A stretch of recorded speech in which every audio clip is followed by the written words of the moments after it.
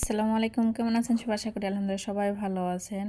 শুকনো মরিচ রে মনের মতো করে ভাইজ্জা আর মনের মতো করে ডইল্লা যদি একটু ভর্তা খাওয়া যায় তাহলে তো কোনো কথাই নেই। সবাই দেখি চারপাশে শীতের সিজনে ভর্তা মর্তা খেয়ে অস্থির। আমারও কয়েকদিন ধরে মাছ ভাত খাইতে খেতে আর ভালো লাগে না, তাই শুরু করে দিলাম। বেগুনটা প্রথমে একটু ভাইজা নিছি আর একটু লবণ দিয়া ভর্তাটা একটু মাখা চাকা শুরু করে দিছি, কারণ মনের মতো করে যদি মাখানো না হয় তাহলেও কিন্তু আর স্বাদ লাগবে না। তেল দেওয়া ছিল, আমি হালকা একটু কাঁচা সরিষার তেল দিলাম যাতে করে একটু বাসনা কয়, কারণ সবারই গল্প অনেক কিছুই থাকে। আজকে আমার গল্পটা শুধু আমি ভর্তা দিয়ে ভাত খাবো।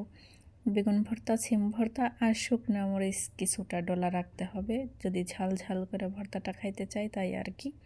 আপনারাও কিন্তু চলে আসেন, আর যদি জিভলে পানি চলে আসে তাহলে তো আর কোনো কথাই নেই। আমি তো বয়স দিতেই পারতেছি না, আমার এখনই মুখে রস চলে আসছে। যাই হোক, আমি ভর্তাটা বানানো শেষ করে খাবার দাবার নিয়ে বসে পড়বো। দেখেন তো কেমন লাগছে। ইস মাশাল্লাহ, অবশ্যই কমেন্টে জানাবেন।